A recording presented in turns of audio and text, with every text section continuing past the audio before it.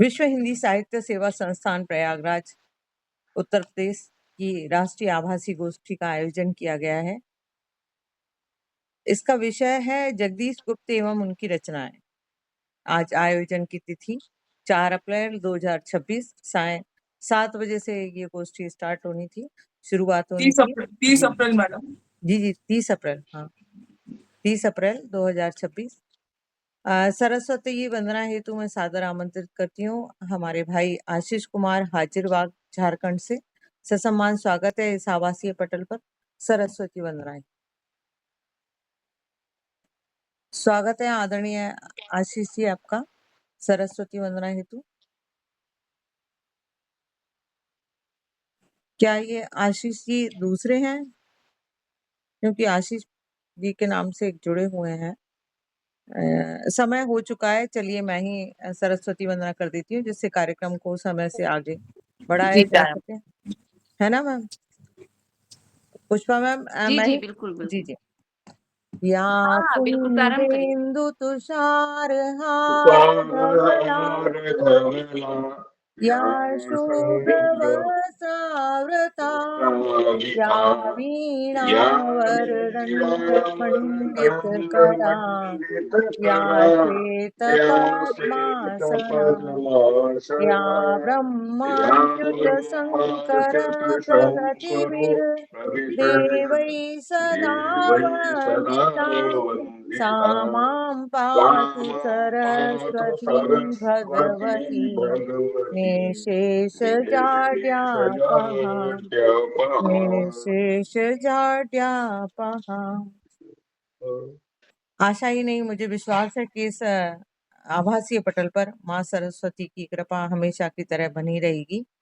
और चलते हैं स्वागत भाषण की ओर। ससम्मान आभासीय पटल पर आमंत्रित करती हूँ आदरणीय पुष्पा मैम, जो कि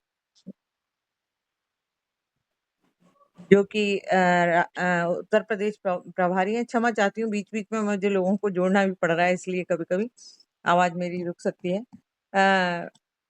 उत्तर प्रदेश प्रभारी आदरणीय पुष्पा जी को, जो कि स्वागत भाषण हेतु सादर आमंत्रित करती हूँ। संयोजक भी हैं इस कार्यक्रम की और बहुत सुंदर तरीके से संयोजन करती हैं। बड़ी प्यारी आवाज में फोन आता है इनका कि आप ये संभाल लेना, आप ये संभाल लेना, और इनके प्यार के वजह से सभी लोग एक दूसरे से जुड़कर हम इस आभासी गोष्ठी का आयोजन करते हैं। ससम्मान स्वागत है आदरणीय महोदय आपका।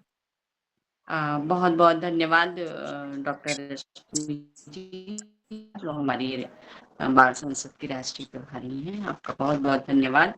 आज की गोष्ठी का स्वागत भार डॉक्टर भरत सेनकर जी पर मैंने डाला था, लेकिन वो किसी कारण से व्यस्त हो गए हैं, तो खैर कोई बात नहीं।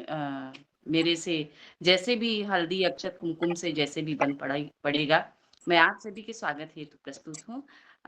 आज की गोष्ठी में जो है हमारे पटल पर उपस्थित अध्यक्षा महोदया, जो हमारे संस्थान के अध्यक्ष विजय लक्ष्मी राम टेके मैम जी, मैं आपका सादर अभिनंदन करते हुए आपका स्वागत करती हूँ। आदरणीय सचिव महोदया, जिनके कर्मठ कार्यशैली से हम सब जिनकी प्रेरणा से आगे बढ़ रहे हैं, सर आपका भी स्वागत है। हमारे पटल पर उपस्थित हमारे वक्ता जो दूर दूर से पधारे हैं, आदरणीय सुमित जी, डॉक्टर सुमित जी, आपका भी बहुत बहुत स्वागत है।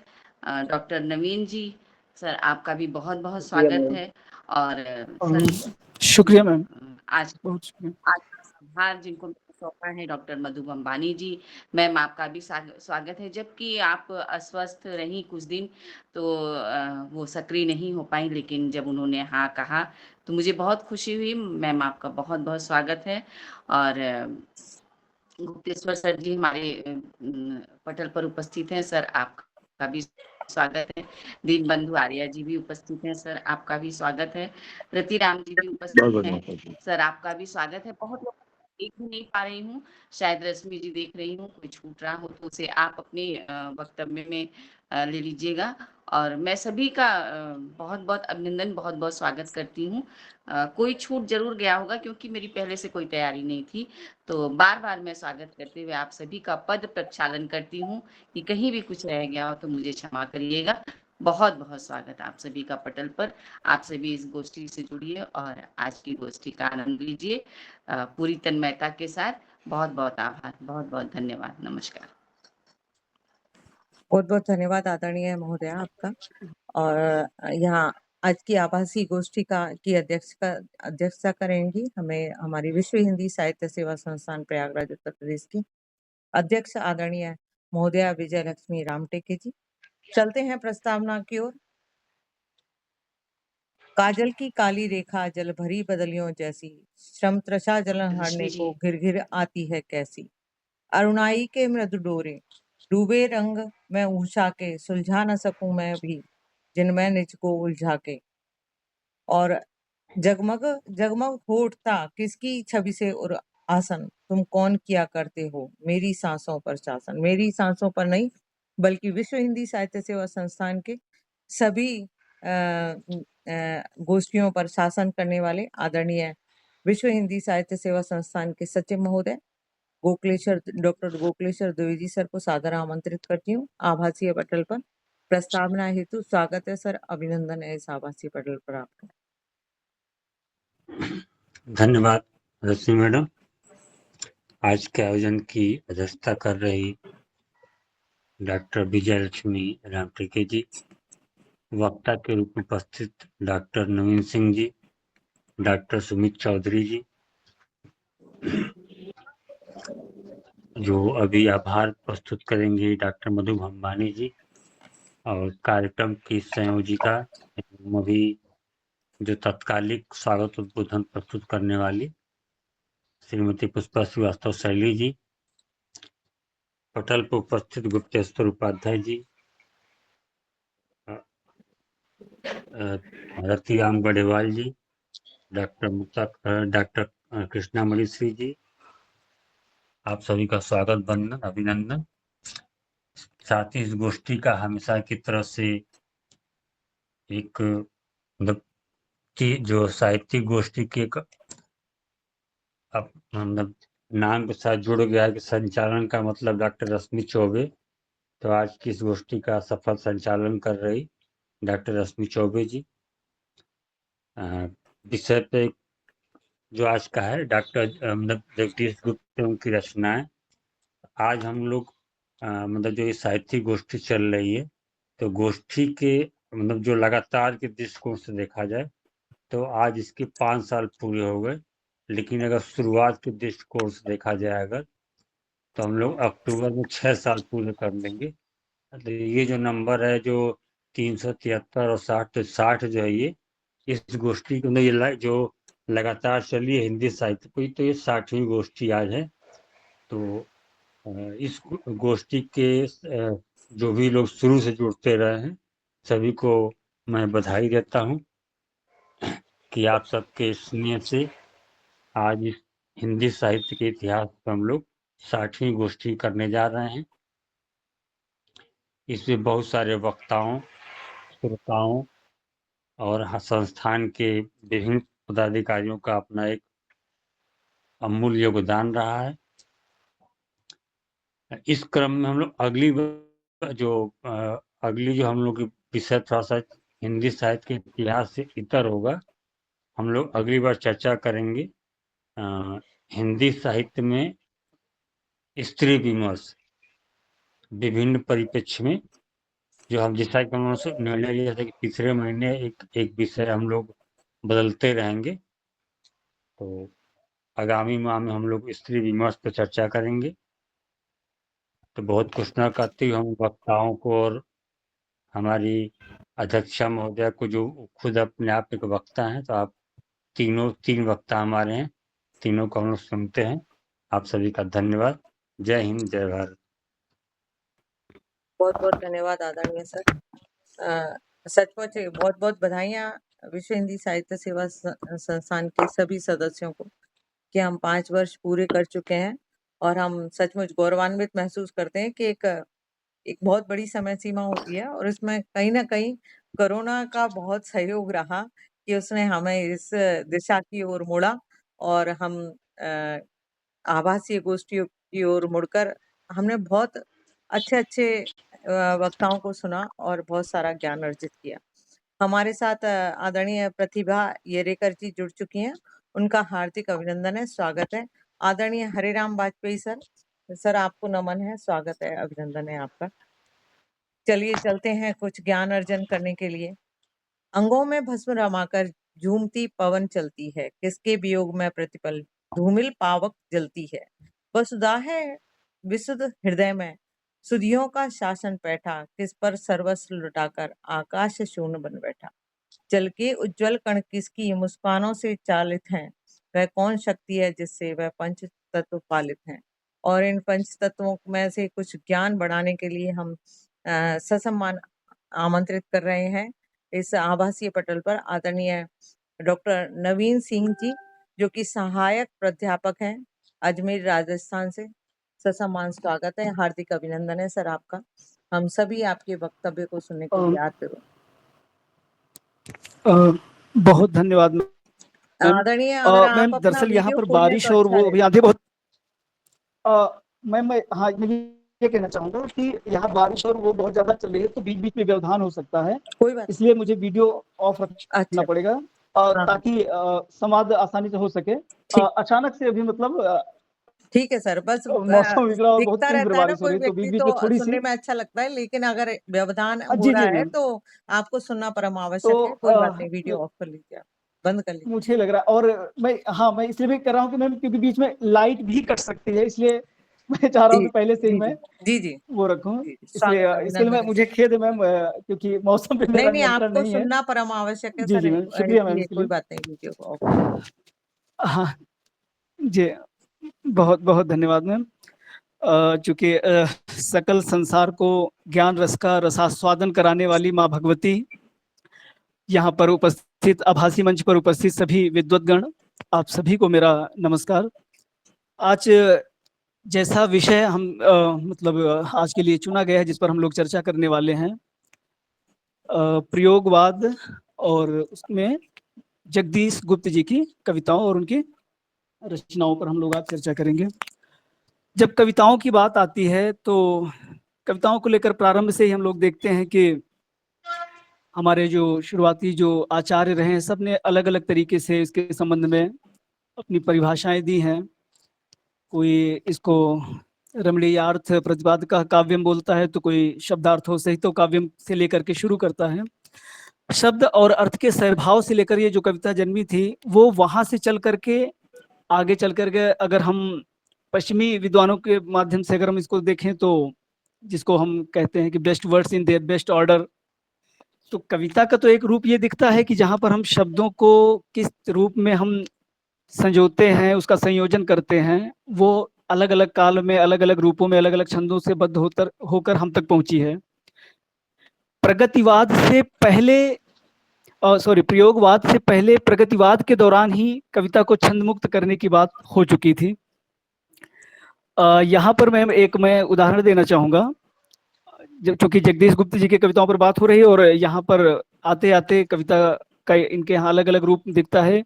जरूरी नहीं कि वो एक छंद में ही हो, छंद मुक्त छंदबद्ध होना अनिवार्यता नहीं रही, लेकिन लयबद्धता उसकी प्रमुखता रही है। जैसे एक व्यक्ति साइकिल चलाता है, साइकिल की हैंडल छोड़ के वही चला पाता है जो साइकिल अच्छे से चला पाता है, यानी कि छंद मुक्त कविता वही बेहतर लिख पाएगा जो छंदबद्ध भी बेहतर तरीके से लिख सकता है। तो यहाँ तक आते आते जिन कवियों को हम देखते हैं, तो उनमें ऐसा नहीं कि छंद मुक्त अगर हुए हैं तो उनमें वो लयात्मकता नहीं दिखती है। ठीक यही बात जब हम जगदीश गुप्त जी की कविताओं पर आते हैं, तो इनकी काव्य चेतना के अनेक विचारों से संपर्क पाते हैं। इनके काव्य को, इनके विचारों में जहाँ अस्तित्ववाद, लघुमानववाद और आधुनिकतावाद के दर्शन हम पाते हैं, वहीं पर हम देखते हैं कि इनके संबंध में जैसे लक्ष्मीकांत वर्मा जी ने लिखा था कि जब हम मनुष्य को मनुष्य के रूप में ग्रहण करने की चेष्टा करेंगे तो निश्चय ही हमारी दृष्टि में सुपरमैन या अधिनायक का रूप नहीं बल्कि उस व्यक्ति का रूप आएगा जो अपनी लघुता को लिए हुए अपने लघु परिवेश में सतत गतिशीलता के साथ अपनी दृष्टि और वाणी में आज भी अपने प्रति आस्था जीवित रखे हुए है। लघुमानों की जो स्थापना की बात जो विजय देव नारायण शाही जी ने कही थी, उसी लघुमानों को लेकर के जब ये बात करते हैं, सामान्य मानव को कविता के केंद्र में ला करके जब लिखते हैं, इनके संवाद काव्य जो इन्होंने नाम दिया है, हम शंभू की बात अगर करें और गोपा गौतम की बात करें, शंभू के एक ऐसा पात्र रहा है। आप देखते हैं कि रामायण में, जिसको तुलसीदास जी ने हालांकि उस प्रसंग को अपने यहाँ नहीं रखा चूंकि वो विवादित हो सकता था, और चूंकि राम जी की जो एक कल्पना की गई थी एक आदर्श रूप में, वह बाधित होती जिस रूप में वहां पर रामायण में उनका वो चित्र दिखता है। जगदीश गुप्त जी जब शंभू के बारे में जब लिखते हैं, उस पर जब चर्चा करते हैं, तो वो बिल्कुल नए संदर्भ में, भले ही वो उन स्थितियों में उनका वर्णन करते हैं, लेकिन वो आधुनिक परिप्रेक्ष्य में उसको लेकर के वो उस पर विचार करते हैं कि कैसे आज का जो समाज परिवर्तित है और कैसे उसमें परिवर्तन होना चाहिए। ठीक वैसे जो पंत जी ने जैसे कहा था कि द्रुत झरो जगत के जीर्ण पत्र, परिवर्तन में वो बात करते हैं, ठीक वही बात, वैसी ही बात ये अपने यहाँ करते हैं जब शंभू की बात करते हैं कि ये जो शोषण की समाप्त होना चाहिए। ऐसे ही जब वो बात करते हैं गोपा गौतम में, गोपा यानी यशोधरा को लेकर के जब वो बात रखते हैं कि बुद्ध गौतम जब गृह त्याग करते हैं तो वो केवल एक जीर्ण या एक वृद्ध व्यक्ति और एक सन्यासी और एक मृत व्यक्ति को देख करके नहीं त्याग करते हैं, उससे भी इतर कुछ और बात रही होगी, क्योंकि उनकी जो जीवन संगिनी रही है उसको बिना बताए ऐसे कैसे जा सकते हैं। इन्होंने बिल्कुल नए तरीके से कल्पना करके कुछ प्रसंग गढ़े और ऐसे संवाद गढ़े जिसके बीच में उन्होंने दर्शाया, और एक आधुनिक स्त्री के रूप में उन्होंने गोपा यानी यशोधरा को लेकर के आते हैं, और वह पूरा एक मतलब जो काव्य जब देखते हैं तो उसमें एक अलग ही स्वरूप दिखता है।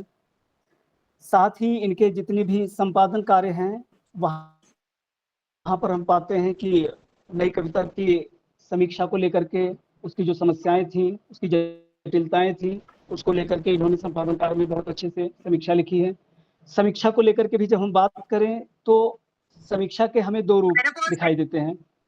हम इसको अन्यथा में ना लें तो आलोचना के जैसे दो रूप कई बार दिखाई देते हैं, एक पोस्टमार्टम का और दूसरा सर्जरी का। मतलब एक अगर सामान्य अर्थ में हम समझें, पोस्टमार्टम वाली जो समीक्षा है वह एक तरीके की विध्वंसात्मक समीक्षा होती है जिसमें हम केवल कवि को या उसके काव्य को छत विछत करके छोड़ देते हैं, लेकिन जहां पर सर्जरी वाली समीक्षा है, सर्जनात्मक है, वहां हम संवेदनशील होकर के उसके पहलू पर विचार करते हैं और केवल उसके विकार को दूर करके जो उसकी स्वास्थ्यवर्धक चीजें हैं उसको छोड़ करके सुरक्षित रख देते हैं।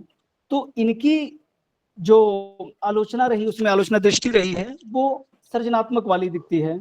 और चूंकि ये कवि के साथ साथ एक चित्रकार भी रहे हैं, तो इनकी कविताओं में भी वह चित्रण, वह मधुरता वो दिखाई देती है। हमारे एक सर गोविंद प्रसाद जी रहे हैं, उनका ये कहना था कि कोई भी भाषा वह अपने श्रेष्ठतम रूप में कविता हो जाना चाहती है और कोई भी कविता अंततः संगीत हो जाना चाहती है।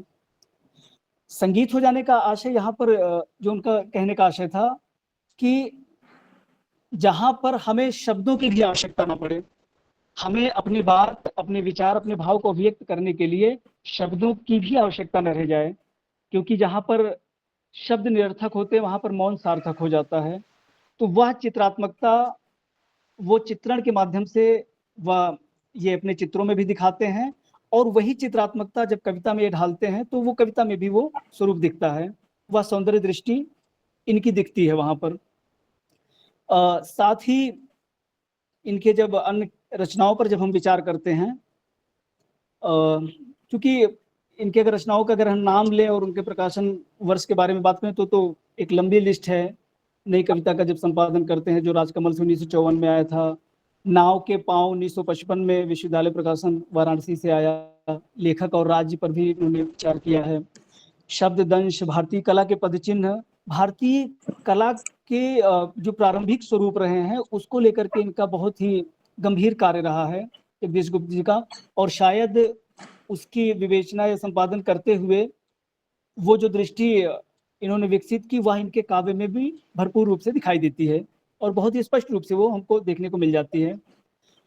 एक इनके और रीत काव्य संग्रह इनका एक ग्रंथ है 1961 में जो आया था, हिमबिद्ध, और प्रागैतिहासिक भारतीय चित्रकला जो नेशनल पब्लिशिंग हाउस से आया था दिल्ली से 1967 में। ऐसे करते हुए बहुत से इनकी रचनाओं का इन्होंने संपादन कार्य किया है। शंबूक जो 1977 में आया था लोक भारती प्रकाशन से, 1989 में छंद शती इनका एक संग्रह आता है, और केशवदास उद्धव शतक इत्यादि का संपादन करते हैं। गोपा गौतम 1984 में और 85 में बोधि वृक्ष, ये जो रचनाएं हैं इसमें ये बिल्कुल ही नवीन दृष्टि के साथ दिखाई देते हैं।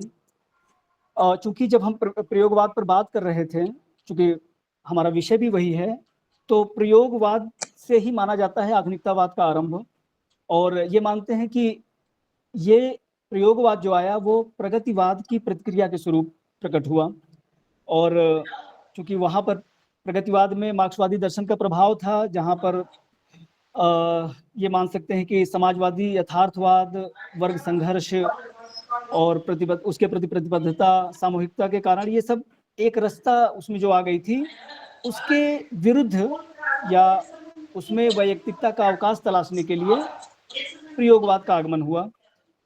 और ये माना भी गया कि प्रयोगवाद का जो मूलाधार था वो वैयक्तिकता या व्यक्तिवाद ही रहा है, लेकिन व्यक्तिवाद हमें छायावाद में भी दिखाई देता है, पर ये छायावाद का जो व्यक्तिवाद था ये प्रयोगवाद में उससे भिन्न कैसे रहा। तो इसके लिए अगर हम डॉक्टर बच्चन सिंह जी के अगर उनको विचार करें कि उन्होंने क्या कहा इसके संबंध में, तो वो मानते हैं कि जो छायावादी जो वैयक्तिकता रही है उसमें भावुकता का प्राधान्य था, और ये जो प्रयोगवादी जो वैयक्तिकता है इसमें बौद्धिकता का प्राधान्य रहा। ये इस मामले में उसको भिन्न देखते हैं, और ये मानते हैं कि इसमें प्रयोगवादी जो कविता है, जो काव्य रहा है, इसमें शहरी जीवन की जटिलता से ये संबद्ध रहा है।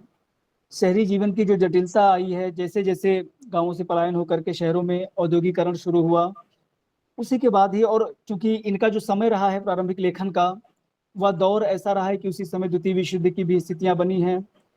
उसी समय विश्व भर में मतलब अलग अलग स्थितियां रही, जिसके कारण फिर अस्तित्ववादी जो दर्शन आया, आधुनिकतावादी दर्शन आया, और उसमें नैराश्य की स्थिति बनी, निराशाजनक, अवसाद, ये सारी चीजें रहीं।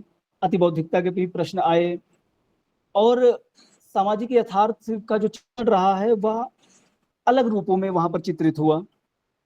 तो उस दशा में इनकी जो चिंताएं थी वह अलग रूपों में हमें दिखाई देती हैं। नेमचंद्र जैन जी ने लिखा है कि जिस बदलती हुई काव्य चेतना की एक अभिव्यक्ति तारसप्तक के कवियों में दिखती है, वह उस दौर के अन्य बहुत से तरुण कवियों में थी, जिसमें निराला के अतिरिक्त शमशेर बहादुर सिंह त्रिलोचन, भवानी प्रसाद मिश्र, केदारनाथ अग्रवाल, नरेश शर्मा, कई लोगों का वो जिक्र करते हैं। लेकिन वो ये कहते हैं कि ये जो प्रयोग शब्द है इसको लेकर के वो सहमत नहीं थे। स्वयं अज्ञे भी इसको लेकर के वो ये कहते थे कि हमें प्रयोगवादी कहना उतना सार्थक या निरर्थक है जितना हमें कवितावादी कहना। इस शब्द को लेकर के उनकी अलग मान्यताएं थी, उन्होंने अलग तरीके से इसको प्रस्तावित किया था। वे कहते हैं कि प्रयोग अपने आप में इष्ट नहीं है, वह साधन है और दोहरा साधन है, क्योंकि एक तो सत्य को जानने का साधन है जिसे परिप्रेषित करता है, और दूसरे वह इस प्रेषण की क्रिया को उसके साधनों को जानने का साधन है। और किसी का माइक खुला हुआ है, आदरणीय गुप्तेश्वर शायद आपका सर से, स्पीकर ऑन हाँ, है। हाँ आदरणीय गुप्तेश्वर ठीक है। सर से अनुरोध है, कृपया अपना माइक बंद कर दीजिए अरे इधर। हर सेकंड आप 2 सेकंड, लेकिन 9 बजे खत्म होने की। मैं 1 मिनट म्यूट कर रही हूँ। ठीक।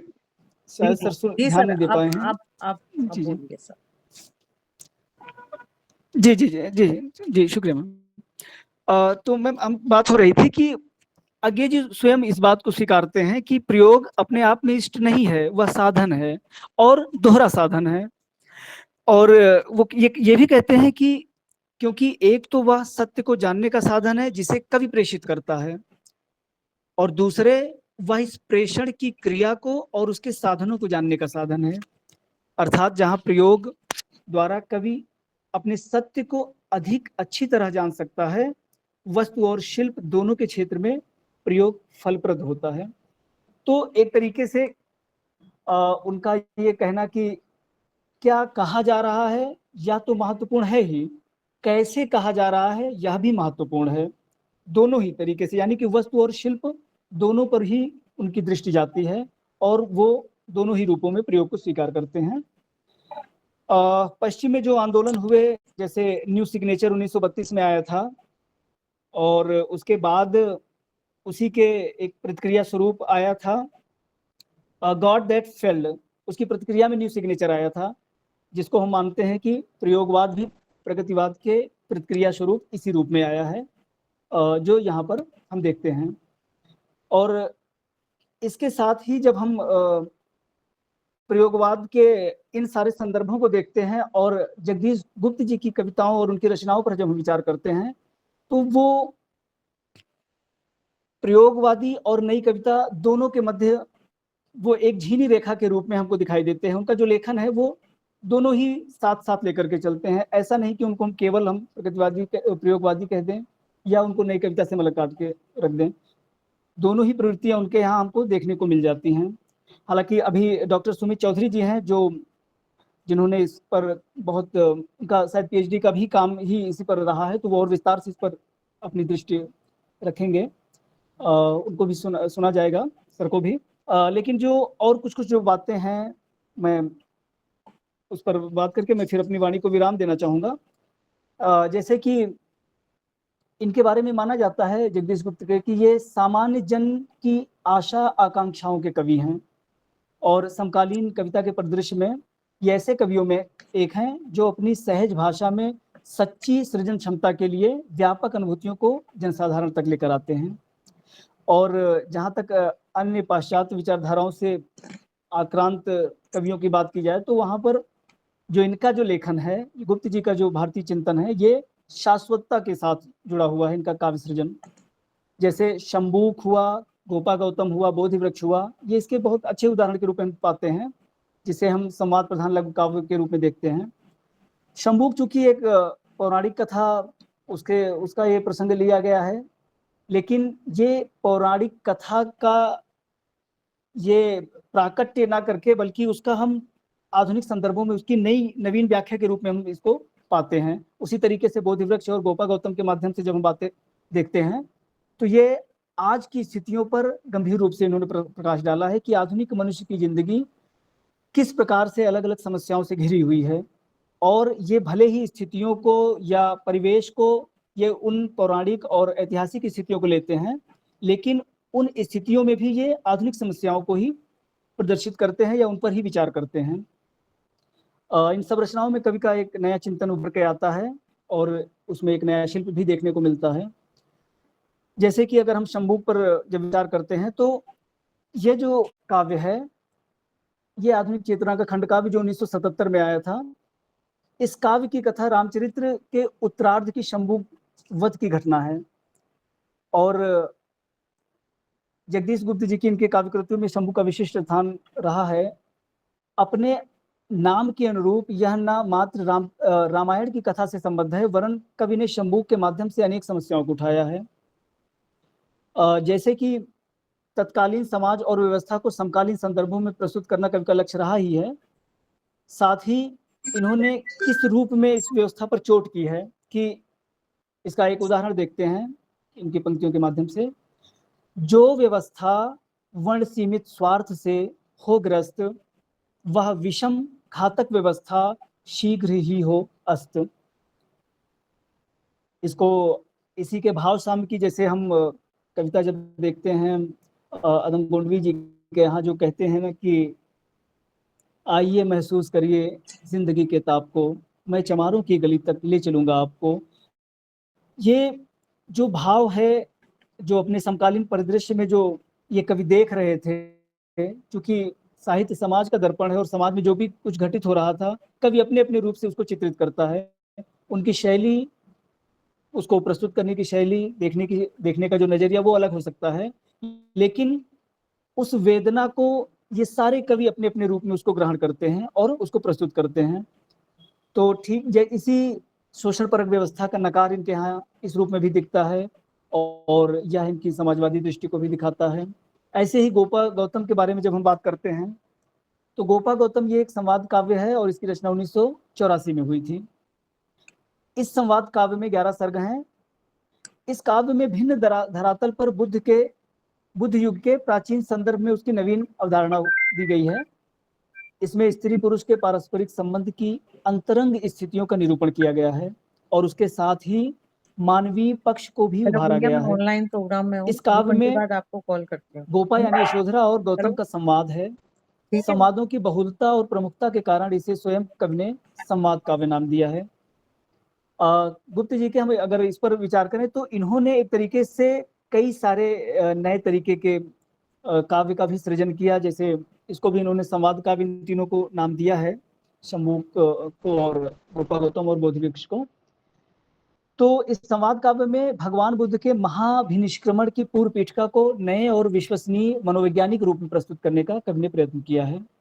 प्रचलित मान्यता के अनुरूप गौतम के महाभिनिष्क्रमण को अनुभवजन्य अर्थात अनुभवत्रय, जरा, रोग और मृत्यु दर्शन से ही अनुप्रेरित मान लेने पर संसार से उनकी उत्कट विरक्ति की पूरी भूमिका सामने नहीं आती। स्वयं कवि का मत ऐसा रहा है कि बुढ़ापा, बीमारी और मृत्यु के दर्शन से ही गौतम ने संसार का त्याग नहीं किया, बल्कि इसके अन्य कारण भी हो सकते हैं और वही इन्होंने प्रस्तुत किया है। डॉक्टर जगदीश गुप्त जी ने इस संवाद काव्य में बुद्ध के महापरिनिर्वाण के पहले वाले प्रसंग को लेकर इस काव्य का ढांचा खड़ा किया है, परंतु इस पौराणिक प्रसंग को लेकर उसमें उन्होंने कई काल्पनिक प्रसंगों की भी उद्भावना की है और ये कवि के पास छूट होती है, क्योंकि साहित्य में हम मानते हैं कि कल्पना तत्व की प्रधानता होती है, जो दूसरे अनुशासनों में शायद नहीं उनको उतनी छूट मिल पाती है। वहाँ तथ्य प्रधान होते हैं, लेकिन यहाँ पर तथ्य भले ही ना हो लेकिन कल्पना की उपस्थिति होती है। तो इसके द्वारा इन्होंने नारियों की समस्याओं का विवेचन किया है और कवि ने स्वयं भी इसमें इसकी भूमिका में कहा है कि मैंने यशोधरा यानी गोपा की नई परिकल्पना की है, जिसमें उसके माता रूप की अपेक्षा नारी रूप प्रधान है। यह स्वाभाविक है कि गौतम की नारी विषयक धारणा बनाने में गोपा का प्रत्यक्ष या परोक्ष रूप से विशेष योग रहा है। अबला पर मुझे उसके सर्वथा अनुपयुक्त लगा। जिस गोपा को मैंने रूपायित किया है वह शांत सौम्य स्वभाव वाले गौतम की सहधर्मिणी होकर भी सबला है। एक ऐसी स्त्री का रूप इन्होंने गढ़ा जो भले ही वो गृहिणी थी, लेकिन उसके बाद भी वह बहुत सारे प्रसंगों पर अपने विचार रखती है और इतनी छूट देती है कि सत्य की खोज के लिए वो अपने पति को जाने के लिए अनुमन्य करती है, अनुमति प्रदान करती है। समेटने का वह प्रयास सबला रूप कीजिए सर। बिल्कुल बिल्कुल मैम, जी ठीक है मैम। इसके पश्चात जैसे उनका एक काव्य जो है छंदसती में, जब उन्होंने बहुत सारे मौलिक छंदों का समावेश किया है। ये शताधिक छंदों का रेखानुकृत संयुक्त नव प्रकाशित इनका संकलन रहा है। इसमें चुने हुए छंदों का उन्होंने संकलन किया है और इसको अगर हम विचार करते हैं तो इसके जो छंद थे वो कई पत्र पत्रिकाओं में प्रकाशित हुए, बाद में इन्होंने उसका संकलन किया था। ऐसे ही इनकी महत्वपूर्ण रचना आदिम एकांत है जो 1970 में प्रकाशित हुई थी। इस रचना में गुप्त जी ने अपने गीतों का संकलन किया है। यह मुख्यतः 7 अनुभागों में विभाजित है और इसमें 104 गीत संकलित किए हैं। गीतों के संबंध में अब देखिए, यही होता है एक कवि और चित्रकार की जो दृष्टि, जो कलाकार होता है, क्योंकि चित्रकार जो होता है उसकी जो दृष्टि होती है वो एक सादी दीवार पर भी देखेगा तो उसको वो अलग अलग चित्र वो देख सकता है। और एक एक मूर्तिकार जो है वो पत्थर को देखेगा तो भी वो उसमें एक मूर्ति का दर्शन कर लेता है। ठीक वैसे ही गीतों के संबंध में जब इनसे एक पत्रकार ने पूछा तो इन्होंने अपनी बात रखी कि गीतों का प्रभाव जनमानस पर किस प्रकार पड़ता है, वो इन्होंने व्यक्त किया। कहा कि मैंने पाया है कि लोक गीतों से लेकर सिने गीतों तक भारतीय जनमानस को गीत कहीं ना कहीं बहुत गहरे से जकड़े हुए हैं, और वह कैसा भी हो उसे ग्राह्य हो जाता है, पर टिकता वही है जिसमें अनुभूति की सच्चाई अपने पारदर्शी रूप में प्रकट होती है। ऐसी सहजता के साथ जिसे कृत्रिम रूप से किसी अन्य के लिए उपलब्ध कर पाना संभव नहीं होता। एक मुहावरा अपने यहाँ जो ये कहा जाता है, लोकोक्ति है कि फटे कलेजा गाओ गीत जीवन जीने की हरीत।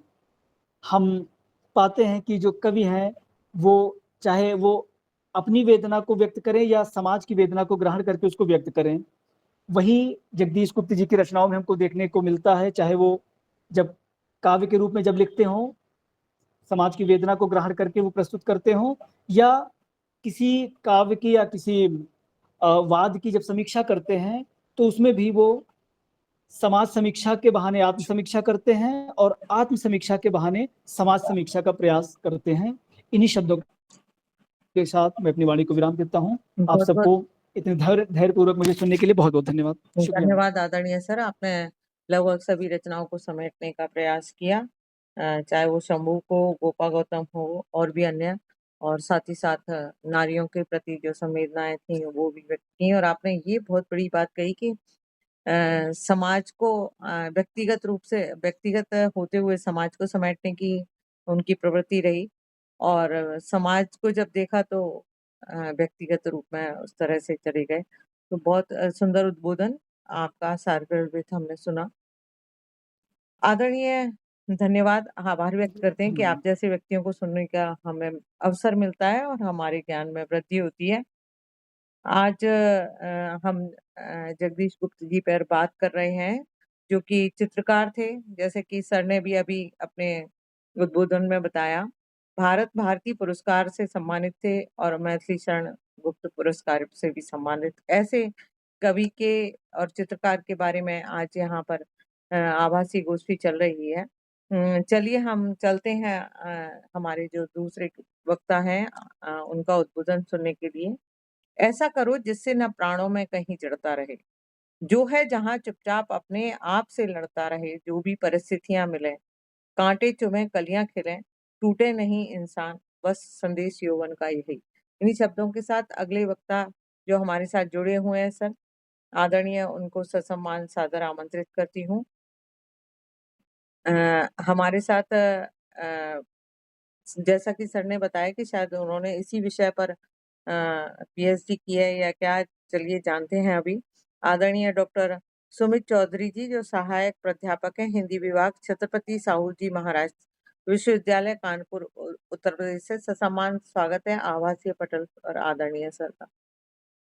सर, आप हमें सुन रहे हो तो कृपया अपना वीडियो खोल लीजिए, हमें आप दिखाई नहीं दे रहे क्योंकि। और साथ ही साथ यहाँ बता दूं मैं कि नवनाथ सर जुड़ चुके हैं, उनका हार्दिक अभिनंदन है। सुमा टीआर जी जुड़ चुकी थी हमारे साथ, उनका हार्दिक अभिनंदन है। और मांडवी सिंह जी जुड़ी थी कुछ देर पहले, उनका हार्दिक अभिनंदन है।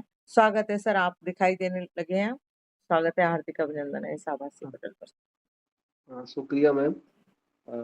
पुष्पा मैम से मेरी बात हुई थी, मेरी 3 दिन से तबीयत सही नहीं है, तो सुबह में मैं मैम को मैसेज किया था और इसलिए मैं मैम से बोला था मैम माफी चाहता हूँ, तैयारी पूर्ण रूप से हुई नहीं है, मैं जुड़ूंगा प्रोग्राम में, बस ऐसे लेटे लेटे मैं सुनूंगा। तो मैं तो अभी बैठा हूँ, मैं माफी चाहता हूँ पूरे मंच से और जो कार्यक्रम का आयोजन कर रहे हैं, खास करके पुष्पा मैम से भी।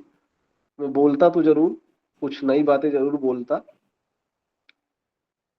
मैं चाहता हूँ मुझे इस बार जो है बख्श दिया जाए, क्योंकि बिल्कुल सर, बोलने की स्थिति में। अभी अभी आदरणीय नवीन जी बता रहे थे शायद आपने इसी विषय पर कुछ पीएचडी वगैरह किया है, क्या है? मैं नई कविता पे काम किया हूँ, नई अच्छा, कविता पे काम किया हूँ, नई कविता में कथा तत्व का स्वरूप।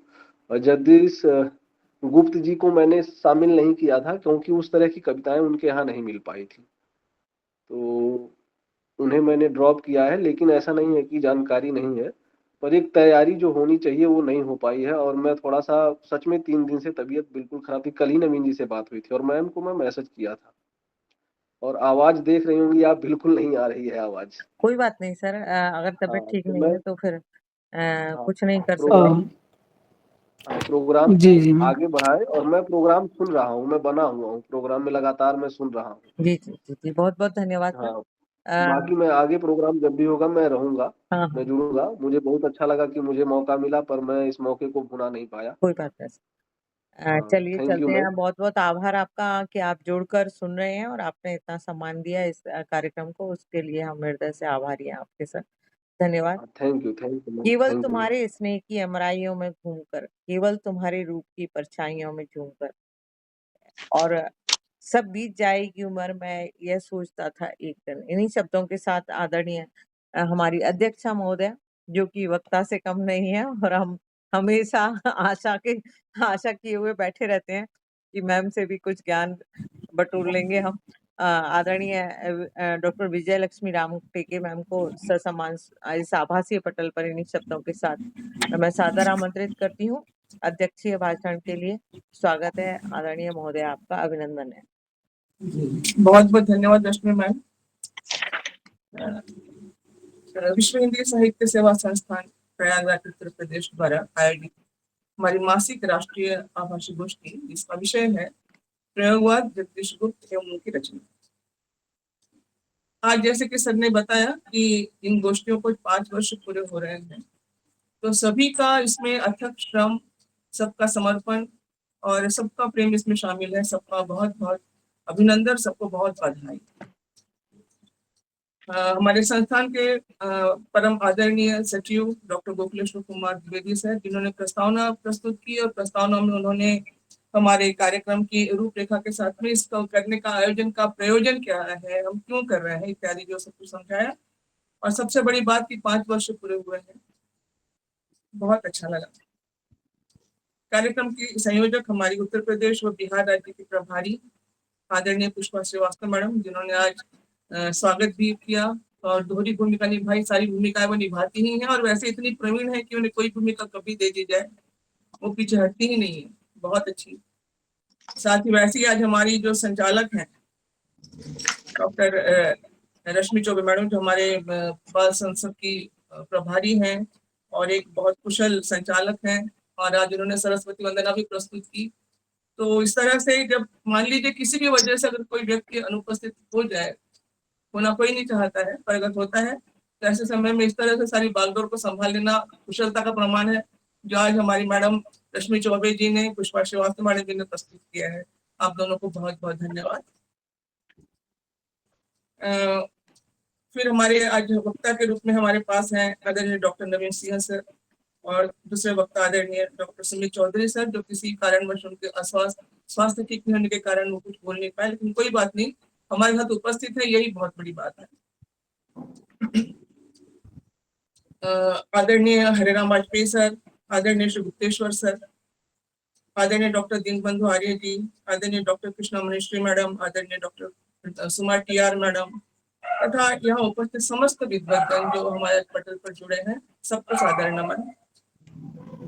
हमारे पहले वक्ता ने, हमारे जो वक्ता हैं आज के डॉक्टर नवीन सिंह ने बताया, उन्होंने कविता का स्वरूप समझाया, कविता क्या है, किस प्रकार से कविता आगे बढ़ती है, काव्य का प्रयोजन क्या है, और साथ ही उन्होंने शंभुक व गोपा गौतम यशोधरा के माध्यम से बहुत कुछ जो आज की परिस्थितियां हैं, उसकी जो विषमताएं हैं, उसकी जो समस्याएं हैं, मम्मी उनको मैं बताया 15-20 और मिनट में विस्तार लगा से रही उसका हूँ वर्णन। आपको ऑनलाइन दूसरे वक्ता जो है उन्होंने कहा कि उनका स्वास्थ्य ठीक नहीं है, कोई बात नहीं। तो आज हमारा जैसा विषय है प्रयोगवाद जगदीश गुप्त उनकी रचना है। वैसे देखा जाए तो प्रयोगवाद के बाद का जो काल है वो जगदीश गुप्त का है, पर ठीक है। प्रयोगवाद जो है वो 1943 से 1953 तक चला। हिंदी साहित्य का एक महत्वपूर्ण आंदोलन, जिसका आरंभ अज्ञेय द्वारा संपादित तार सप्तक से माना जाता है। नवीनता, बौद्धिकता, नवीन उपमानों का प्रयोग, क्षणवादी दृष्टिकोण, यौन चेतना की अभिव्यक्ति इत्यादि इसकी विशेषताएं रही हैं, और यह रूढ़ियों को तोड़कर नई खोज करने का हिमायत की। आज हमारी चर्चा डॉक्टर जगदीश गुप्त को लेकर। मैं बताना चाहती हूँ कि मैं इनसे व्यक्तिगत रूप से मिल चुकी हूँ, और काफी देर, लगभग पूरा दिन इनके साथ मैंने बिताया उनके निवास स्थान पर इलाहाबाद में। और इतने मिलनसार प्रवृत्ति के बहुत अच्छे व्यक्ति। जैसे ही ये विषय सामने आया तो मैंने जैसे ये विषय पढ़ा, पटल पर रखा जाएगा, मेरी आंखों के सामने वह निर्मल, सरल, मिलनसार, बहुत विद्वान, लेकिन जरा भी दम्भ नहीं ऐसा व्यक्ति उपस्थित हो गया और मैंने मन ही मन उनको नमन किया। ये प्रसंग इसलिए आया कि डॉक्टर हमारे यहाँ नागपुर में भाव समर्थ हैं और वो स्वयं बहुत बड़े चित्रकार रहे, जिनके नाम से आज भी नागपुर विश्वविद्यालय में उनके नाम का गोल्ड मेडल दिया जाता है। ये जगदीश गुप्त के मित्र होने के कारण उन्होंने, जब मैं इलाहाबाद जा रही थी, एक पत्र दिया था कि जाके बताना। और क्योंकि भाव समर्थ मुझे अपनी बेटी कहते थे, तो जब मैं उनके पास गई जगदीश गुप्त के पास में, तो उन्होंने कहा अच्छा तो आप भाव समर्थ की बेटी हैं। उन्होंने इतना मान कि मैं समझ ही नहीं पा रही थी कि मैं क्या करूं। बहुत बहुत बहुत प्यार से उन्होंने जो व्यवहार किया वो मैं कभी भूल नहीं सकती। तो आज हम उनकी रचनाओं पर बात कर रहे हैं। डॉक्टर जगदीश गुप्त का जन्म उत्तर प्रदेश के हरदोई जिले के शाहाबाद में गांव में हुआ 5 जुलाई 1926। ऐसा लिखा गया है, लेकिन कहीं कहीं पर उनका 1928 मिलता है। ऐसा इसलिए है कि शालेय जो प्रमाण पत्र है उनमें और उनकी जन्म तिथि में कुछ अंतर है। इनकी जो रचनाएं हैं, पर्वतों के बीच बहती नदी, पर्वतों के बीच बहती नदी का आवेग जैसे अश्रु बनकर बिखरने से पूर्व हड्डियों का ठकठकाता हुआ कोई दर्द रिक्त मन की घाटियों को चीर जाए। तो इनकी और भी अगर जो पंक्तियां हैं, नमन मेरा हिम जलद अभिषिक्त क्षणों को, मेरा नमन मेरा शांत संस्थापित रंगों को, इंद्रधनुष गुच्छ जिस पर तैरते रहते, नमन मेरा अलकनंदा की तरंगों को। एक और उनकी रचना है, ये रचना मैं इसलिए बताना चाह रही हूँ कि वो एक बहुत प्रसिद्ध चित्रकार और एक कवि, ये दोनों रूप उन्होंने, जब वो कविता लिखते हैं तो लगता है कि कोई रंगों से चित्र उकेर रहे हैं, और जब चित्रों को जब उकेरते हैं तो लगता है कि कोई काव्य लिखा जा रहा है। ये जो उनकी जो मिश्रित, जो उनकी जो क्या कहना चाहिए, उनकी योग्यताएं हैं, उनको ही मैं केवल स्पष्ट करना चाह रही हूँ। दृष्टि के किनारों तक फैली आकारहीन, दृष्टि के किनारों तक फैली आकारहीन हिम श्री को देखा, लगा पुतली ने मुक्त हो मुड़कर जो आंख की धवलता को पहली बार पहचाना, और अपनी मलिनता पर लज्जित हो ठिठकती। ये जो भावाभिव्यक्तियां जो हैं, ये भावनाएं जो अभिव्यक्त की जा रही हैं शब्दों के माध्यम से, ये अगर इसको अगर केवल आंख बंद करके सुने तो लगता है कि कुछ बनाया जा रहा है, कुछ कल्पनाएं बन रही है, और अगर कल्पना करें तो सामने एक चित्र उपस्थित होता है। तो ये चित्रात्मकता उनकी रचनाओं में इसलिए है कि वो बहुत ही अच्छे चित्रकार थे। इन रचनाओं में हम देखते हैं कि हम महसूस भी करते हैं कि जगदीश गुप्त की कविताएं प्रकृति से जुड़ी भावनात्मक कविताएं हैं, साथ ही एक कुशल शाब्दिक चित्रकारी भी अंदर लगती है। उनके कवि होने के साथ चित्रकार होने के जो भाव है उसको वो साकार करते हैं। हमारे आज के विषय में जगदीश गुप्त को प्रयोगवादी रचनाकार के रूप में रखा गया है, लेकिन वाद की अगर बात करते हैं तो ये नई कविता या नई कवितावाद के कवि हैं। वे हिंदी साहित्य में आधुनिकतावादी आंदोलन, विशेषकर नई कविता के प्रमुख प्रवर्तक, कवि और संपादक माने जाते हैं। उन्होंने प्रसिद्ध साहित्यिक पत्रिका नई कविता का संपादन किया था। उनकी प्रमुख कृतियां नाव के पांव, शंभु, शब्ददंश, आदित्य एकांत, युग, गोपाल गौतम, बोधिवृक्ष, हिम इत्यादि। डॉक्टर जगदीश गुप्त द्वारा शिक्षाविद तथा हिंदी के आधुनिक कवि माने जाते हैं। डॉक्टर जगदीश गुप्त जो है वो हिंदी काव्य के क्षेत्र में एक महत्वपूर्ण नाम है। कवि चित्रकार जगदीश की रचनाएं साहित्य व चित्रकला के बीच एक सुंदर सेतु है। डॉक्टर गुप्त के रेखांकन में कवि बोलता है और कविताओं में कुशल चित्रकार नजर आता है। चेतना की चादर पर चमत्कार सुलभ चांद तारों को चितेरने वाला यह वाक्य उनका जीवन परिचय। उनके बारे में ये कहा जाता है उनके बारे में कि चेतना की चादर पर चमत्कार सुलभ चांद तारों को चितेरने वाला। ये अपने माता पिता की 7 संतानों में एकमात्र जीवित संतान थे, बाकी सब कोई भाई बहन इनके नहीं थे। उन्होंने इलाहाबाद विश्वविद्यालय से एमए और डी.फिल की उपाधि प्राप्त की। डी.फिल डॉक्टर ऑफ फिलोसफी ही है, पीएचडी भी डॉक्टर ऑफ फिलोसफी है, पर वहां वो पीएचडी न देकर डी.फिल दिया जाता है। 1950 में इलाहाबाद विश्वविद्यालय के हिंदी विभाग में प्राध्यापक के पद पर नियुक्त हुए। 1987 में वे हिंदी विभाग के अध्यक्ष पद से सेवानिवृत्त हुए। 1954 में नई कविता के संपादन के साथ साहित्यिक यात्रा आरंभ की। उन्हें उत्तर प्रदेश के भारत भारती पुरस्कार तथा मध्य प्रदेश के मैथिली शरण गुप्त पुरस्कार से सम्मानित किया गया। नई कविता पत्रिका हिंदी साहित्य के आधुनिक काल में प्रयोगवाद से कुछ विभिन्नताओं के साथ विकसित हिंदी कविता की नवीन धारा का प्रतिनिधित्व करने वाली अर्धवार्षिक पत्रिका थी। इसे नई कविता आंदोलन के मुख्य पत्र की तरह माना जाता है। इसका प्रकाशन सन 1954 में आरंभ हुआ। इसके संपादक जगदीश गुप्त, रामस्वरूप चतुर्वेदी तथा विजय देव नारायण शाही थे। नई कविता की प्रकाशन की योजना आलोचना पत्रिका के तत्कालीन संपादक मंडल था, उसमें डॉक्टर धर्मवीर भारती, डॉक्टर रघुवंश राजेश्वर शर्मा, विजय देव नारायण शाही द्वारा बनाई गई। धर्मवीर भारती के घर पर आयोजित इनकी बैठक में आलोचना पत्रिका के प्रकाशन तथा राजकमल प्रकाशन के संचालक ओम प्रकाश और आलोचक डॉक्टर रामस्वरूप चतुर्वेदी सम्मिलित थे। इसी बैठक में यह तय हुआ कि इलाहाबाद के युवा लेखकों के सहकारी प्रकाशन कविता प्रकाशन की ओर से नई कविता शीर्षक से अर्धवार्षिक पत्रिका प्रकाशित की जाएगी, जिसके संपादक डॉक्टर जगदीश गुप्त एवं रामस्वरूप चतुर्वेदी होंगे तथा व्यवस्था और वितरण राजकमल प्रकाशन का रहेगा। रामस्वरूप चतुर्वेदी ने बताया कि पिछले कुछ समय से नई कविता की चर्चा परिचर्चा एक काव्य आंदोलन के रूप में इलाहाबाद और उसके बाहर भी चल रही है। यह प्रकाशन योजना उसकी परिणति है। इसके प्रथम अंक को लेकर साहित्य जगत में तीव्र प्रतिक्रिया हुई। कविता की नवीन धारा के इस प्रकाशन का अनेक लोगों ने विरोध भी किया, जैसा कि आमतौर पर होता है कि जब भी कोई नया वाद, जब भी कोई नया विचार, जब भी कोई नई राह आती है तो उस समय तत्क्षण जो है वो उनको विरोध का सामना करना पड़ता है और फिर धीरे धीरे उस चीज को लोग स्वीकारते हैं, उसकी सराहना करते हैं। लेकिन जब शुरुआत होती है तब हमेशा यही होता है कि उसकी आलोचना जरूर होती है। डॉक्टर चतुर्वेदी ने इस संदर्भ में लिखा है कि कवियों, समीक्षकों, विद्वानों और पाठकों को कविता के इस नए स्वरूप को लेकर आक्रोश, संभ्रम और सहानुभूति की विविध जो अर्थ छायाएं हैं वो संभव हुई। अनेक समीक्षाएं और टिप्पणियां लिखी गई। नई कविता आधुनिक वैचारिक रचनाशीलता का प्रतिमान बन गई। प्रारंभिक 2 अंकों के संपादन के बाद डॉक्टर राम स्वरूप चतुर्वेदी एक अन्य पत्रिका के संपादन के लिए इस पत्रिका के संपादन से अलग हो गए और उनके स्थान पर विजय देव नारायण शाही संपादक के रूप में चुने गए। 8 अंक प्रकाशित होने के बाद इसका प्रकाशन बंद हो गया, लेकिन इन 8 अंकों का हिंदी साहित्य में ऐतिहासिक महत्व है। कह सकते हैं कि जगदीश गुप्त हिंदी साहित्य में नई कविता धारा के प्रमुख कवि, समीक्षक और प्रवर्तक माने जाते हैं। नई कविता छायावादोत्तर काव्य का एक महत्वपूर्ण चरण है। जगदीश गुप्त की रचना शंभुक में शंभुक भूमिपुत्र है, जो शोषित जनता का प्रतीक है। शंभुक एक पौराणिक पात्र है जिसका उल्लेख रामायण के उत्तराखंड में मिलता है। कथा के अनुसार शंभुक एक शूद्र तपस्वी थे जो देवत्व प्राप्त करने के लिए कठोर तपस्या कर रहे थे। वे विंध्याचल के पास शैवल नामक पर्वत पर तपस्या कर रहे थे। पौराणिक मान्यता के अनुसार उस युग में शूद्रों के लिए तपस्या करना वर्जित माना जाता था। कहते हैं शंभुक की तपस्या के कारण एक ब्राह्मण बालक की असमय मृत्यु हो गई। ब्राह्मण ने राम के पास दुहाई दी कि राज्य में नियम के विरुद्ध कार्य होने के कारण उनके पुत्र की मृत्यु हुई।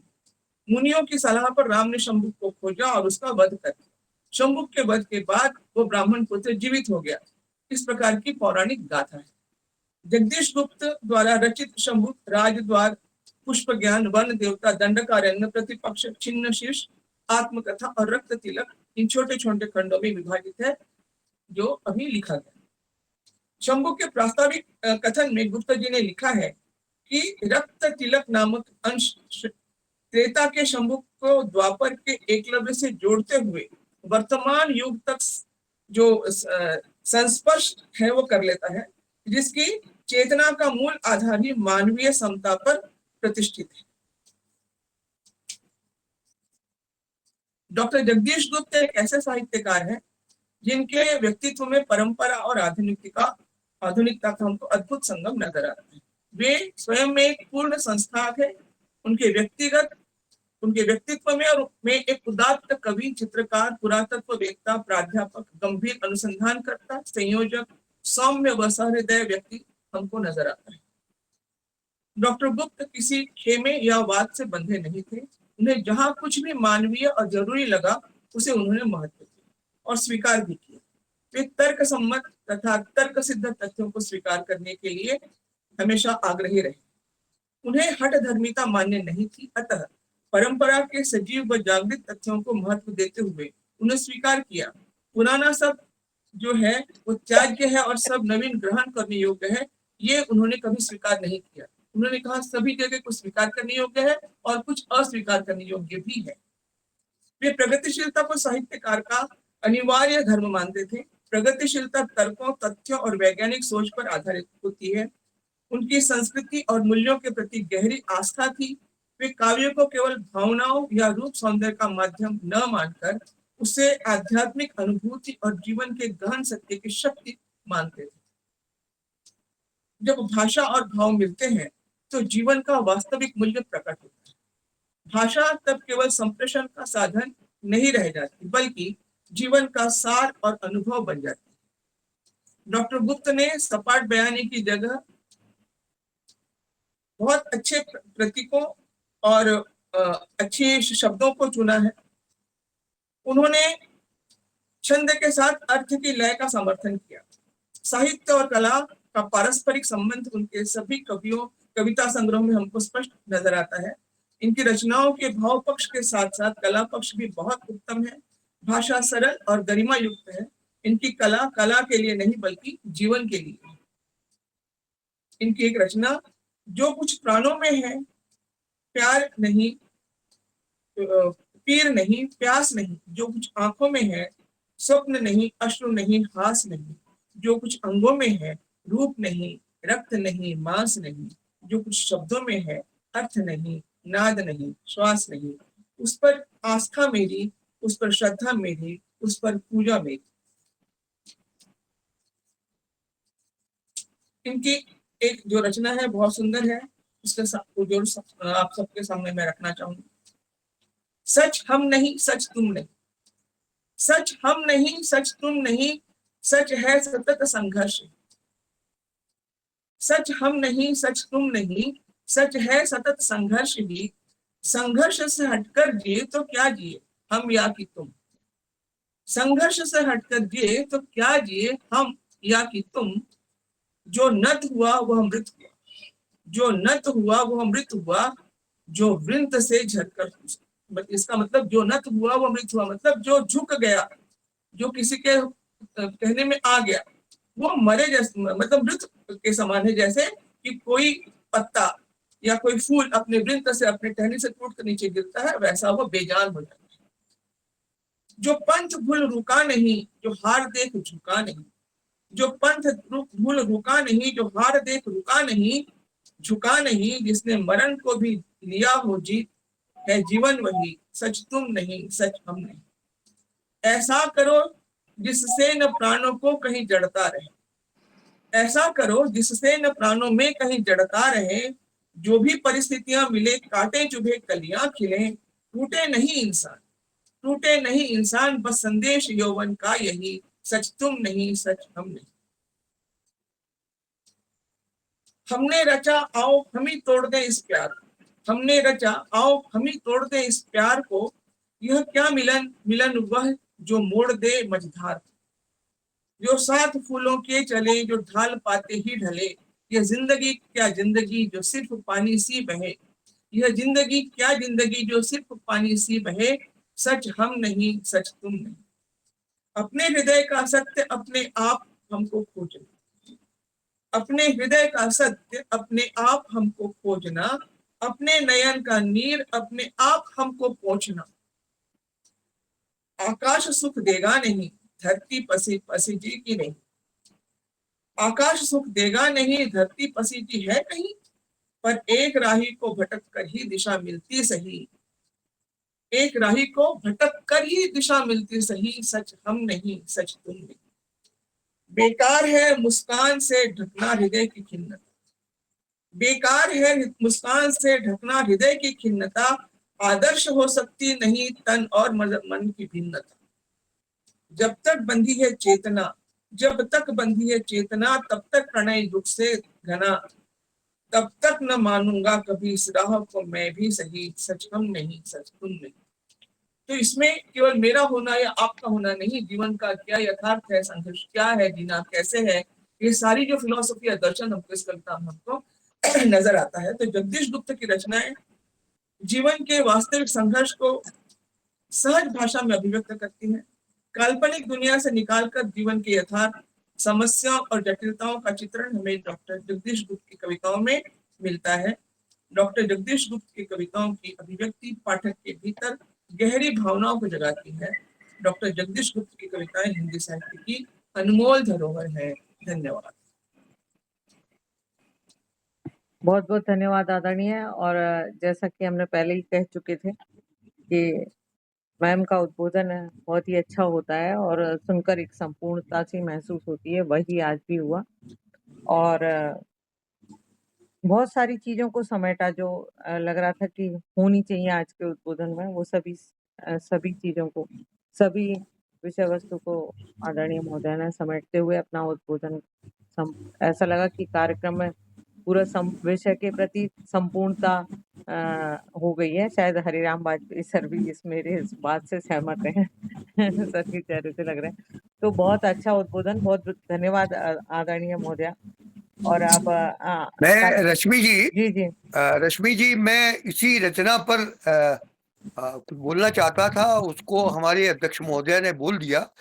युवाओं के लिए परिवर्तन में जो इनकी ये रचना है संघर्ष की, जो नत हुआ वो मृत हुआ। देखिए, साहित्य में जाने के बाद वो किताबों में ये महामंत्र दब गया, लेकिन जब यही वाक्य फिल्म में आ गया, आपको ध्यान हो गया शोले में, जो डर गया सो मर गया, ठीक इसका एक अनुवाद वो जुबान पर चल गया लोगों को, लेकिन वही जब साहित्य में गया तो इस प्रकार के महामंत्रों को युवाओं के बीच में पहुंचाने का जो प्रयास और जो समापन इन पंक्तियों के साथ अध्यक्ष महोदया ने किया, वो मुझे बहुत अच्छा लगा। उसके लिए साधुवाद। धन्यवाद आदरणीय महोदया।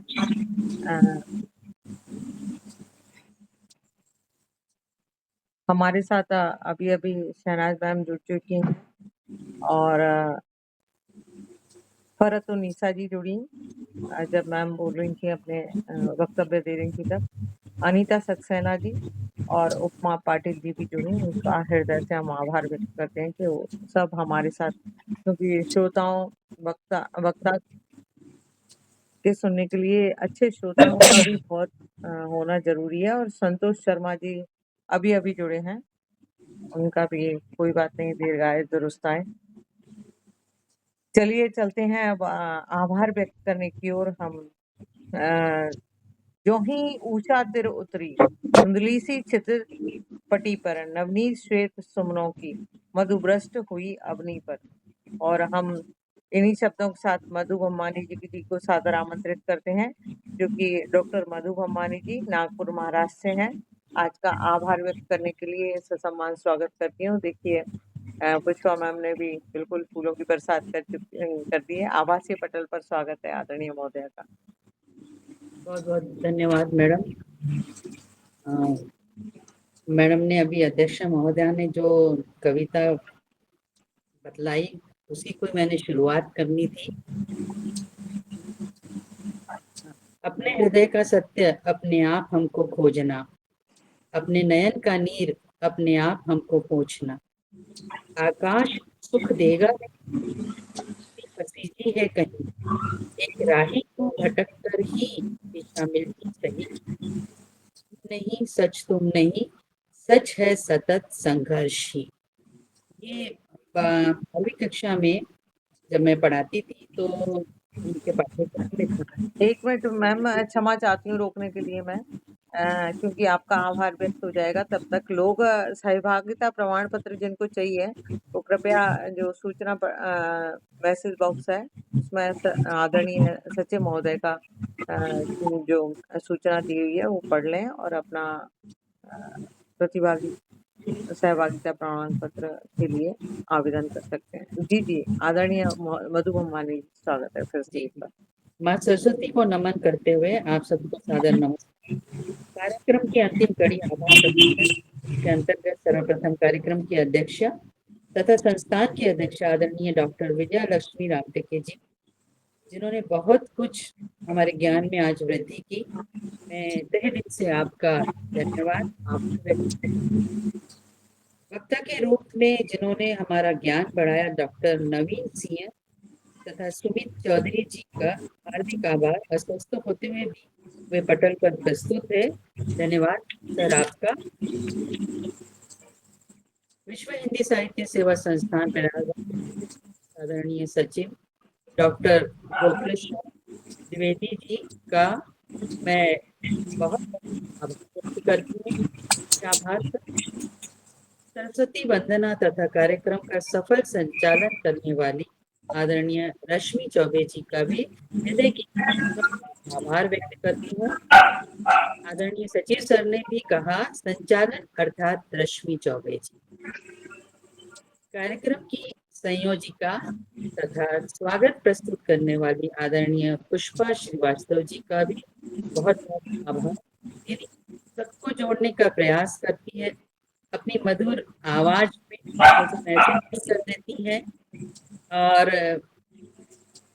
अपना ऑडियो भी भेज देती है और बड़ा प्रेम और स्नेह के साथ ये सबको जोड़ती है। आपका भी कार्यक्रम में पटल पर उपस्थित आदरणीय हरिराम वाजपेयी जी, गुप्तेश्वर जी, डॉक्टर सीमा जी, उपमा जी, रतिराम जी, प्रतिभा जी, दीन बंधु जी, फरहत उन्नीसा जी, दिव्याश्री से जुड़ी हुई मैडम जी, नवनाथ जी, और जो छूट गए हों अगर तो उन सब का भी बहुत बहुत आभार। आप सभी कार्यक्रम में प्रस्तुत कर कार्यक्रम की शोभा बढ़ाई, क्योंकि कार्यक्रम में श्रोता का पूर्ण है। कार्यक्रम को सफल बनाने के लिए पटल पर प्रत्यक्ष तथा अप्रत्यक्ष रूप से जिन्होंने भी अपने अथक प्रयास किए हैं, सभी को मैं हृदय तल से उन सभी का मैं हृदय तल से आभार करती हूँ। बहुत बहुत धन्यवाद। बहुत बहुत धन्यवाद और आभार आदरणीय मधु भमानी जी, बहुत सुंदर आभार व्यक्त करने के लिए आपका भी बहुत बहुत आभार। विश्व हिंदी साहित्य सेवा संस्थान प्रयागराज उत्तर प्रदेश की इन गोष्ठियां जो कि हिंदी साहित्य के इतिहास पर आधारित रही हैं, इनको 5 वर्ष पूरा होने के लिए मैं सभी जो हमारे सदस्य हैं विश्व हिंदी साहित्य सेवा संस्थान के अध्यक्ष महोदया, सचिव और सभी को हार्दिक बधाइयाँ देती हूँ।